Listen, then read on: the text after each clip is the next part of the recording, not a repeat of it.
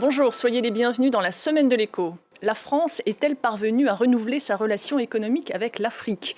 De plus en plus, Paris se tourne vers les pays anglophones ou lusophones.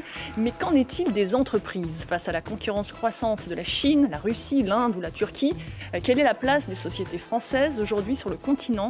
Emmanuel Macron est-il parvenu à tenir sa promesse de mettre un terme à la logique du précaré hérité de la période coloniale? Investissement, financement du développement, souveraineté économique, jeunesse, innovation, quel rôle pour la diaspora? Eh bien, de tous ces sujets, nous allons en débattre avec mes invités. Kako Nububko, bonjour. Bonjour. Vous êtes économiste au Centre de coopération internationale en recherche agronomique pour le développement, le CIRAD, et ancien ministre togolais de la prospective et de l'évaluation des politiques publiques.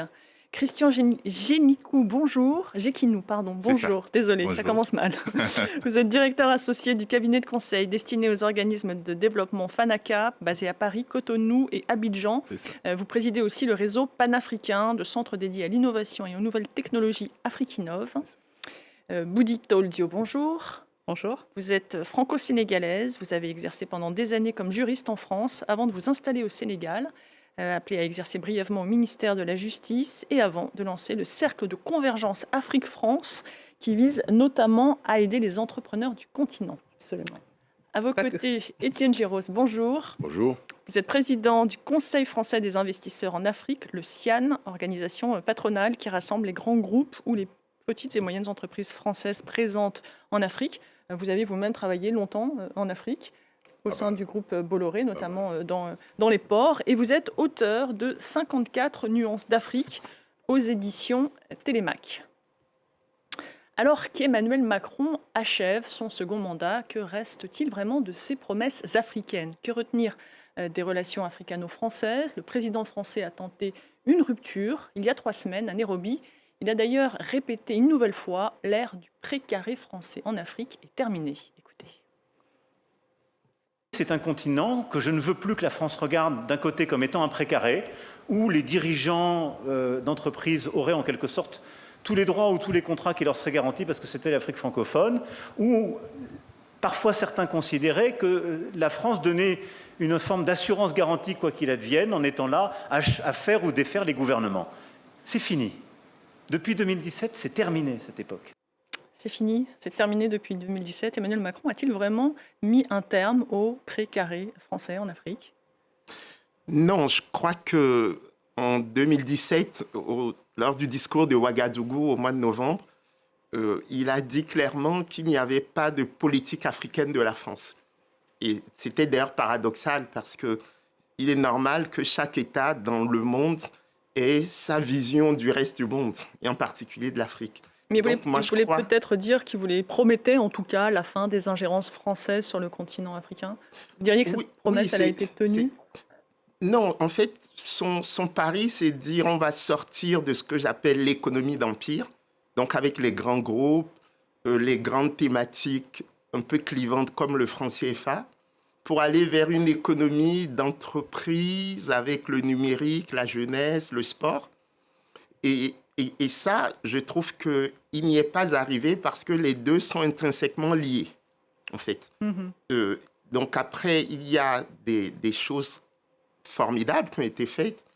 Dans le domaine culturel, par exemple, je trouve que les instituts français créent un espace qui a été totalement récupéré, investi par la jeunesse africaine dans le cadre de commun. Mais sur la macroéconomie, la relation d'État à État, le franc CFA, par exemple, est toujours là. Et en quoi c'est problématique? En quoi c'est une servitude, selon vous? Parce que c'est le dernier avatar de la colonisation française en Afrique. Il ne faut pas oublier que le CFA voulait dire franc des colonies françaises d'Afrique. Et donc, il est normal, plus de 3 siècles après, enfin 3/4 de siècle après la création de cette monnaie, que les Africains s'en saisissent totalement, souverainement, qu'on aille vers l'éco, qui est la monnaie en préparation pour l'ensemble de l'Afrique de l'Ouest. Et ça, je trouve que...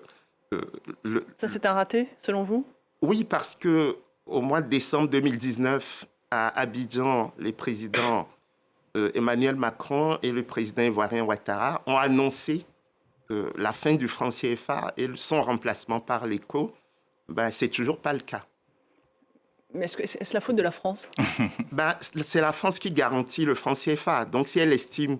Il y a une certaine stabilité monétaire, par ailleurs. Oui, comme je dis, le malade meurt guéri, parce que là, on ne va pas rentrer dans les débats de politique économique, mais ce que nous cherchons en Afrique, c'est la croissance, c'est l'emploi, et que nos entrepreneurs aient accès au crédit, alors que cette monnaie n'est pas une monnaie au service de l'emploi et de la croissance. Elle est une monnaie au service de la lutte contre l'inflation, ce qui me paraît être très réducteur lorsqu'on parle d'une vision globale de l'économie. Et par rapport à ça, il est clair que si la France estime que les chefs d'État africains ne jouent pas le jeu, puisqu'il faut être deux pour danser le tango, rien ne l'empêche de faire sauter la garantie. Donc, je crois qu'on est toujours co-responsable de cette question. Je veux réagir à cette question, Angers Quinault.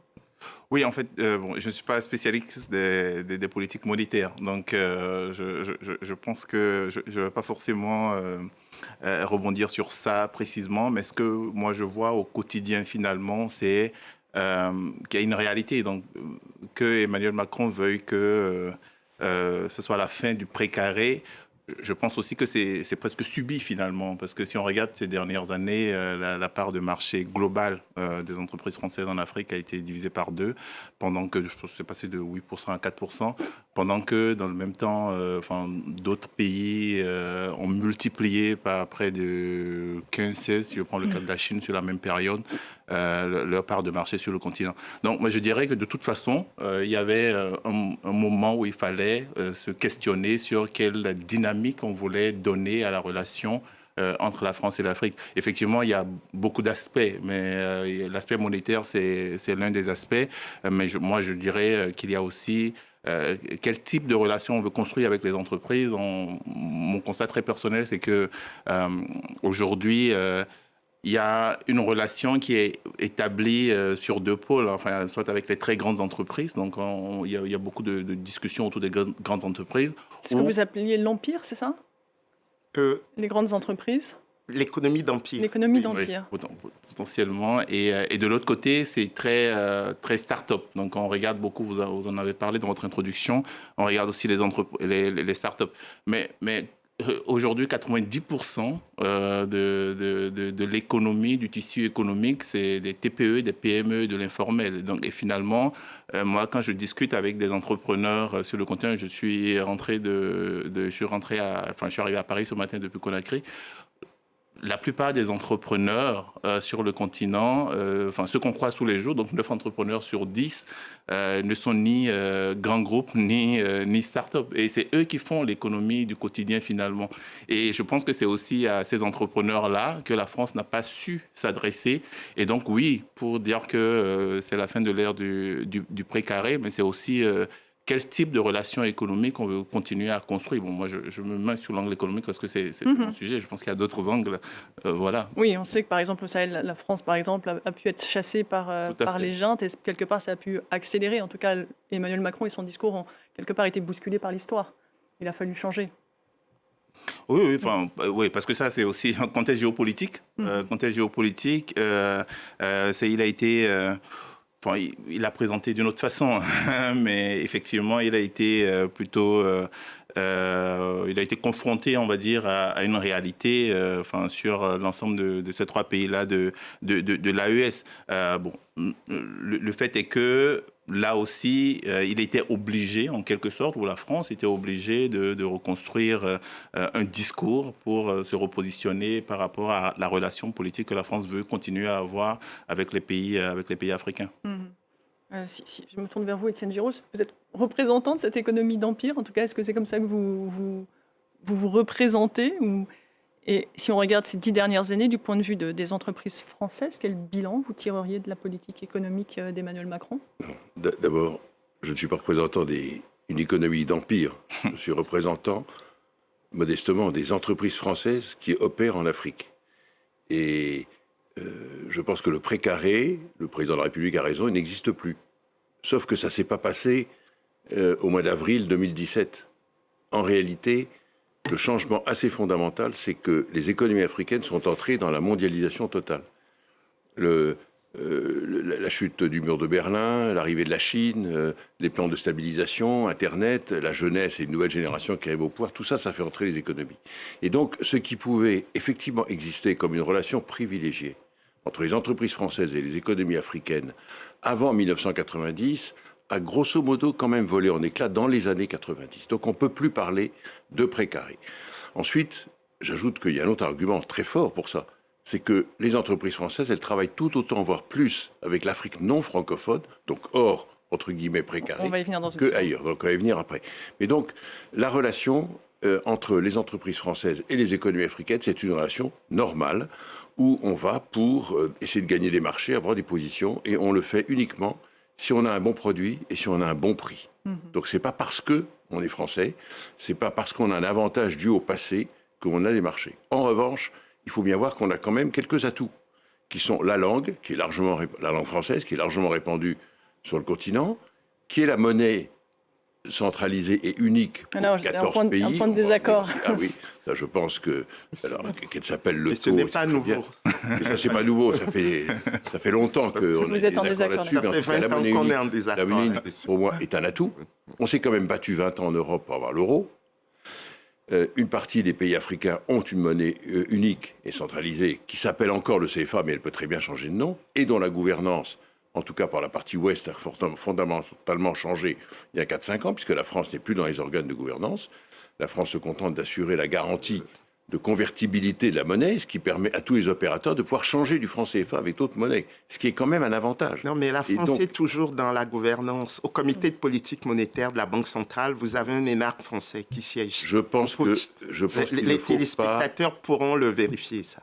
La France est dans la gouvernance. Il ne faut pas mettre d'idéologie dans ces affaires-là. Non, ce n'est pas d'idéologie, je vous parle de faits. Je vous dis que la France est toujours dans la gouvernance du franc CFA. Elle garantit le franc CFA.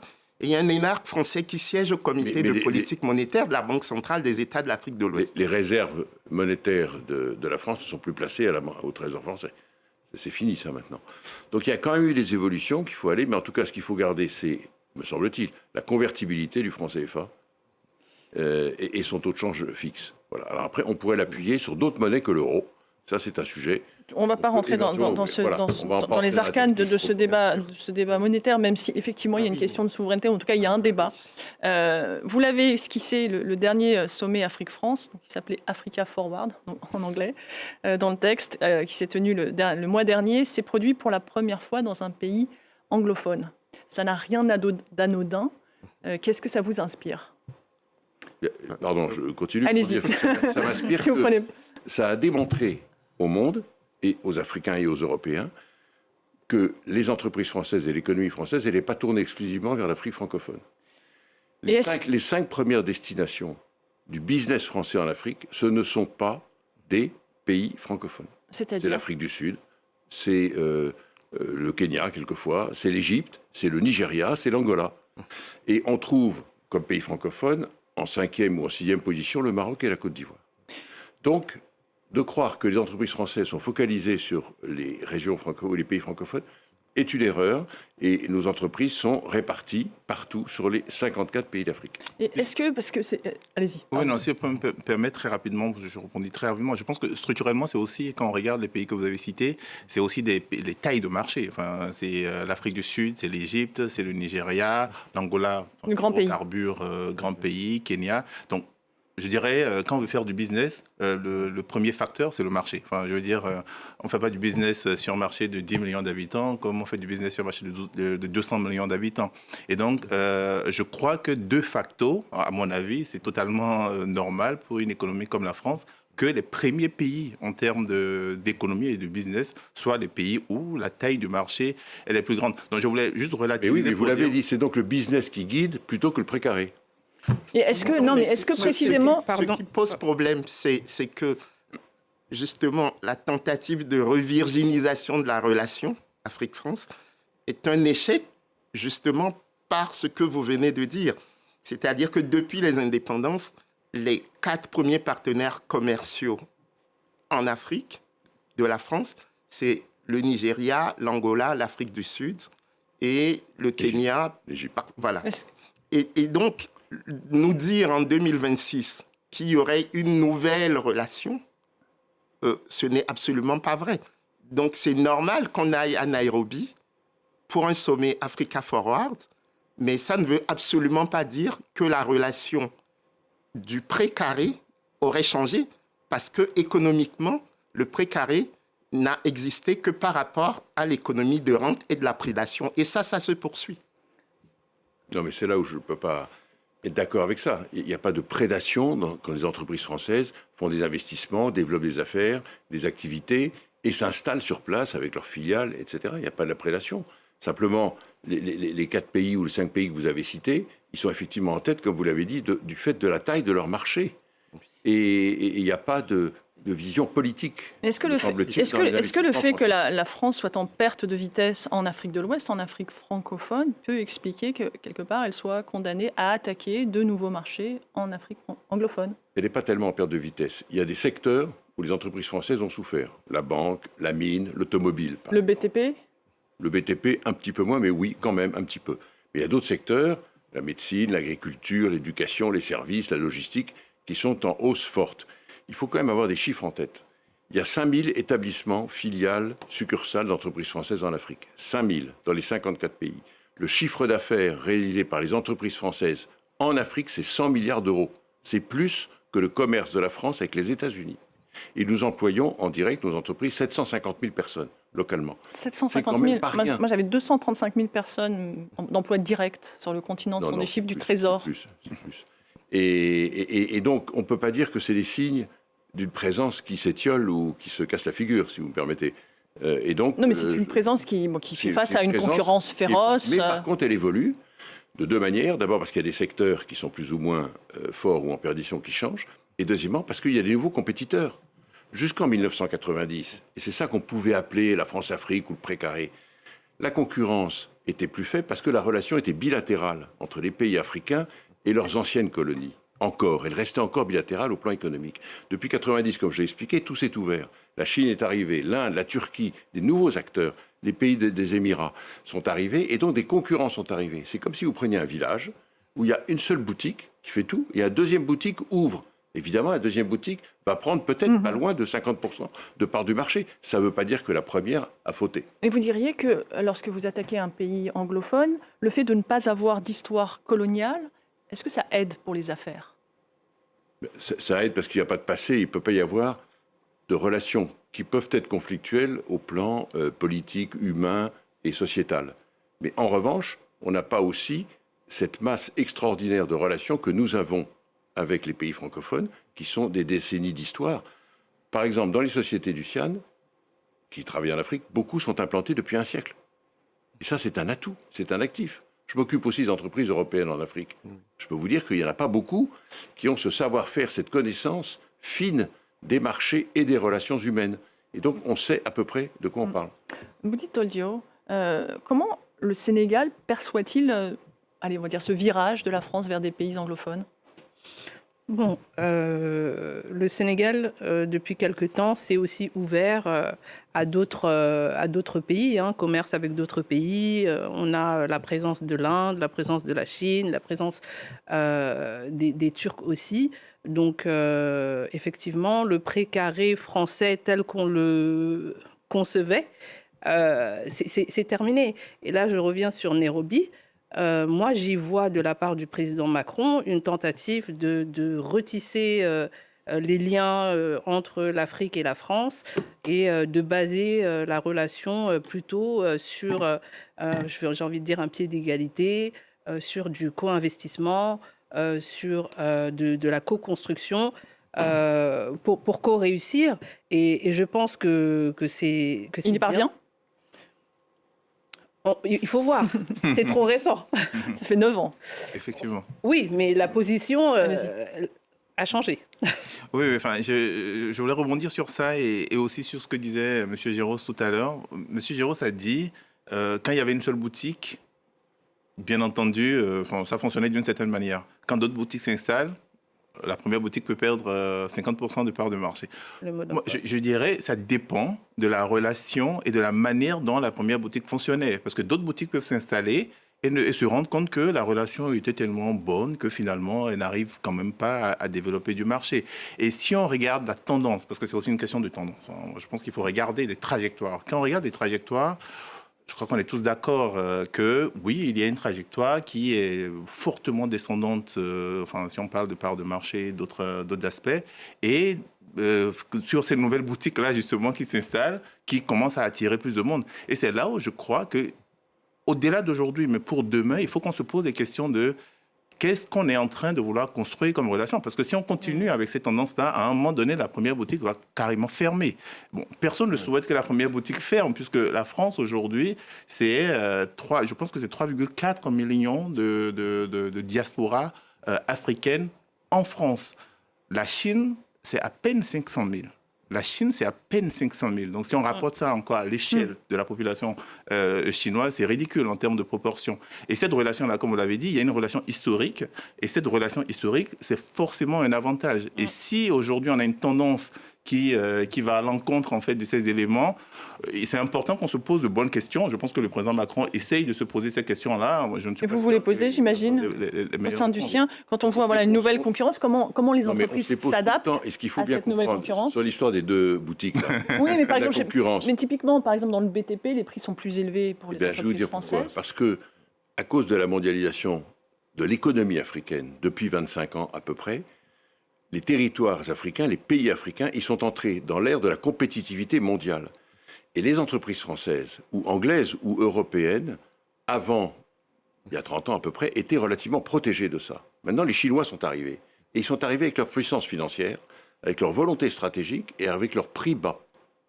Et donc, quand on se désindustrialise en France, quand on perd des pans entiers d'industrie, c'est pas étonnant aussi qu'on perde dans les travaux publics ou dans l'industrie automobile. Ce n'est pas une volonté des constructeurs automobiles français de quitter l'Afrique. Avant, il n'y avait que des voitures françaises et anglaises. Maintenant, il n'y en a plus. Et pourquoi? C'est simplement parce que la compétitivité de nos fabricants a été mise à mal par les Asiatiques. C'est ça qui se passe. Donc, il n'y a pas de politique, il n'y a pas de précarité, etc. Peut-être qu'il faut dire aussi que dans la vision stratégique de l'Afrique, on passe de dépendance subie à des interdépendances choisies. Ce qui fait que la France a sa place en Afrique, mais comme ça a été dit, il y a les Chinois, les Turcs, les Brésiliens, les Iraniens. Et donc, c'est normal qu'un continent dont la taille double tous les 25 ans et qui a la jeunesse la plus importante au monde puisse diversifier ses partenaires. Et oui, tout à fait. Et, tout à fait normal. Et c'est pour ça, je pense que c'est important de ne pas donner à cette relation France-Afrique plus d'importance qu'elle n'en a, parce que les chiffres qui ont été annoncés à Nairobi, 23 milliards d'euros. On va y venir. On va y venir. C'est le chapitre suivant. Il y a peut-être d'abord une réaction, effectivement. Oui, juste répondre. Au contraire, moi, je pense qu'il faut donner de l'importance à cette relation France-Afrique. En particulier, moi je suis d'origine sénégalaise, donc je prendrai le Sénégal à titre d'exemple, en particulier entre le Sénégal et la France, parce que je suis binationale, je suis de la diaspora, je suis née en France, j'ai étudié en France, j'ai exercé en France, j'ai acquis une expérience, une expertise qui aujourd'hui, je pense, peut être profitable et à mon pays d'origine et à mon pays d'accueil qui est la France. Et d'ailleurs, je pense que c'est la suite de l'extrait du président Macron qui dit à des jeunes, vous êtes une richesse pour la France et pour votre pays d'origine, vous êtes 100% français et 100% de votre pays d'origine. Oui. Si on sort uniquement du cas de la diaspora, au Sénégal, précisément avec l'arrivée, on voit de ces Turcs, de ces Indiens, de ces Chinois, de cette concurrence des pays du Golfe, est-ce que pour les entrepreneurs, la France, c'est un partenaire encore un partenaire naturel ou finalement un simple partenaire parmi d'autres? Non, c'est un partenaire naturel parce qu'on a quand même cette histoire avec la France, on a quand même un lien affectif avec la France qui est présent et la France est très présente au Sénégal. Vous la voyez, elle est présente dans le quotidien. Là où on fait les courses, là où on va acheter des articles de sport, etc. Donc, non, c'est... Allez-y. Quand même... Oui, enfin, je ne sais pas si c'est encore si naturel que ça. Bien entendu, on parle français. Donc, on a des réflexes. Oui, forcément, on a une culture, enfin, tout ça issu d'une certaine histoire. Donc, oui, enfin, voilà. Mais aujourd'hui, si vous prenez un entrepreneur lambda, un commerçant sénégalais ou un entrepreneur dans le BTP sénégalais, les réflexes qu'il a, et c'est aussi pour ça que je posais la question sur le type de relation que la première boutique veut continuer à avoir. Les réflexes qu'il a, c'est d'aller s'approvisionner en Turquie, c'est d'aller s'approvisionner en Chine. En termes de réflexes, hein, je veux dire, avant même de commencer à comparer des prix avec des partenaires français, oui. Il commence déjà par se dire, enfin, je vais à Dubaï pour aller m'équiper, je vais en Chine pour aller m'équiper. C'est ça les réflexes qu'il a. Et c'est aussi pour ça que je disais tout à l'heure que... Est-ce que c'est un réflexe uniquement africain? Parce que là, on est sur une question de coût. Bon, là, en l'occurrence, on parle de l'Afrique. Donc, est-ce que c'est un réflexe uniquement africain? Voilà. Je ne sais pas. Mais c'est quand même un réflexe qui se développe et qui, pour moi, est lié à la fois à des questions de coût, mais c'est aussi... lié au fait que moi je pense qu'on n'a pas su continuer à construire l'histoire de la bonne façon. Au fond, qu'est-ce qu'on a fait, à mon avis? De là, on a De la bonne façon. De la bonne façon. Je veux dire. C'est une production nationale. Qu'est-ce que vous voulez dire? Non, ce que je veux dire, c'est que je disais tout à l'heure, si on continue à adresser le marché africain par l'euro, en regardant uniquement quelles sont les très grandes entreprises, ou en allant chercher uniquement les très gros marchés, finalement, on n'adresse que 10% du marché. Les acteurs qui sont dans le CIAN, c'est de grandes entreprises principalement. Bon, je pense qu'il non, mais pas du tout. Il y a beaucoup plus de petites entreprises que de grandes entreprises. Bon, structurellement, il y a de toute façon beaucoup plus de petites entreprises que de grandes entreprises. Mais ce que je veux dire, des grandes, c'est tout. Ce que je veux dire, c'est que quand on regarde les dynamiques qu'il y a aujourd'hui, c'est de grandes entreprises qu'on voit. Mais une fois encore, l'économie africaine, c'est 90% de TPE, PME et d'informels. Et une dame qui fait du commerce au marché de Dantokpa au Bénin, bon d'ailleurs Dantokpa est en train d'être supprimé, mais qui fait du commerce, son réflexe, c'est pas de faire du business avec la France, c'est de faire du business avec la Chine, c'est de faire du business avec la Turquie, c'est de faire du business avec... Ce qu'on est en train de dire, c'est que la relation économique entre les pays d'Afrique et les entreprises françaises et la France, elle est devenue normale. Elle n'est plus marquée, me semble-t-il, par le passé. Il n'y a plus de monopole. On a quand même des avantages qui sont la langue, le droit, qui est le même pour à peu près 17 pays et la France, la monnaie et ce passé et cette connaissance intime qu'on a. Ça, c'est des avantages que j'appelle des avantages concurrentiels. Ça veut dire qu'on a des atouts. Mais monsieur les Américains ont d'autres atouts. Monsieur Giros, vous ne pouvez pas avoir de relations normales avec un continent que vous avez colonisé. C'est un passé qui ne passe pas. Et ça, il faut arriver à le comprendre. Après, ce que dit M. Jekino, auquel je souscris entièrement, c'est qu'on est en train de passer d'une économie de matières premières à une économie où on remonte dans les chaînes de valeur. Et du coup, la diversification se fait naturellement. Mais le fait d'avoir ce narratif qui consisterait à dire que l'Afrique s'ouvre au reste du monde, c'est faux. L'Afrique a toujours été ouverte au reste du monde. Ou c'est méconnaître l'histoire de l'Afrique. Mais à un moment particulier... Non. Il n'y avait pas d'entreprise de toute nature. Le pèlerinage du roi du Mali, de l'empereur Kankan Moussa du Mali, qui a distribué de l'or jusqu'en Orient. Ça, c'est au XIVe siècle. Okay? Donc, l'histoire de l'Afrique n'a pas commencé en 1900. Donc, moi, je pense que ce qu'il faut qu'on retienne ici, c'est que la France a toute sa place en Afrique, mais dans une compétition qui devrait être une compétition équitable et non plus fondée sur des relations du précaré. Il faut quand même voir que et ça n'est pas le cas, selon vous? Non, d'un point de vue sémantique, cette tentative de travestissement ne trompe personne. On est passé de la France-Afrique en un terme à la France-Afrique, à Africa-France, et maintenant c'est Africa Forward. Donc ça veut dire que la France se dissout elle-même de cette relation, mais ça ne trompe personne. Pour vous, ça n'est qu'une formule. Ce qu'il faudrait quand même, c'est voir nos entreprises, que je connais bien, qui se battent pour essayer de gagner des marchés contre les concurrents internationaux et africains d'ailleurs, puisqu'il y a des grands opérateurs africains maintenant. J'aimerais bien qu'ils viennent vous parler et que vous les convainquiez que oui, parce qu'ils sont français, ils ont un avantage. Eux, ils se battent sur le prix, sur la qualité et sur le financement. Et donc, ils n'ont aucun avantage. Et ils vous diraient, mais vous les voyez où, les avantages? On est exactement dans un marché compétitif et mondial. Je n'ai jamais dit que l'Afrique n'avait pas existé avant. Je dis simplement qu'elle est entrée dans la mondialisation économique. C'est Non, pas la même chose. non, elle a toujours été dans la mondialisation. Bon, c'est un autre point de désaccord entre vous oui, deux. non, ça c'est clair. Il faut qu'on avance, excusez-nous, il nous reste Oui. peu de temps. Kaku Nubunko, à l'occasion du sommet Africa Forward, parce que on parle en anglais, de Nairobi, Emmanuel Macron a annoncé 23 milliards d'euros d'investissement. C'est quoi, c'est un bon signal?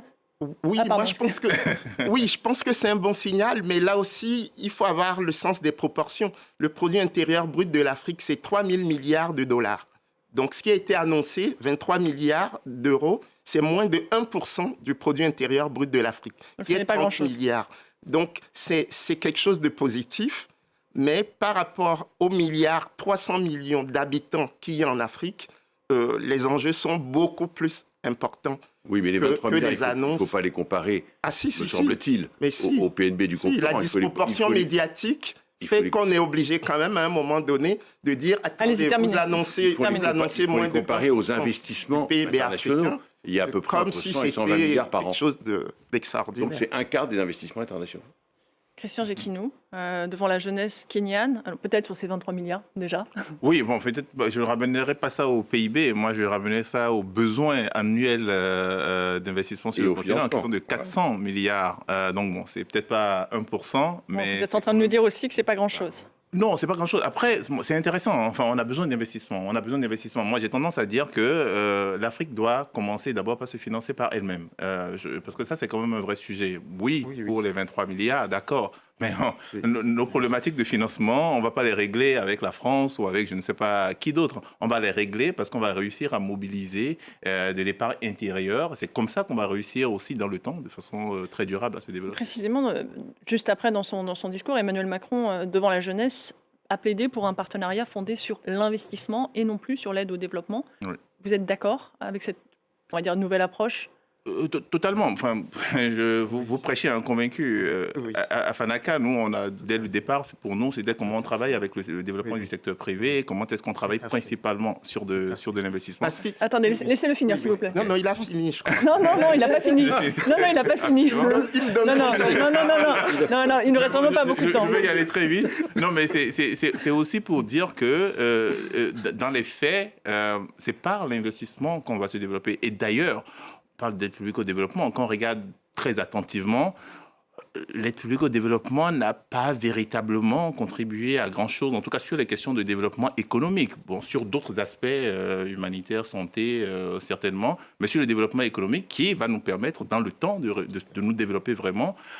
Pas tellement. Donc moi, je suis complètement pro-investissement parce qu'il faut faire en sorte que les entreprises africaines aient les moyens de construire des solutions africaines qui vont permettre de développer les économies africaines. Et justement, comment peut-elle coller à ces réalités africaines, mieux coller, mieux participer à ce développement face à des réalités, je pense, je ne sais pas, à beaucoup d'économies informelles, à beaucoup de chômage Comment la France peut se positionner par rapport à ça? C'est ça votre question? Comment l'investissement peut, ou comment l'aide, en tout cas vous, dans le cadre de vos activités Non, vous une pouvez fois faire encore, en moi je sorte- considère que le marché s'autorégule.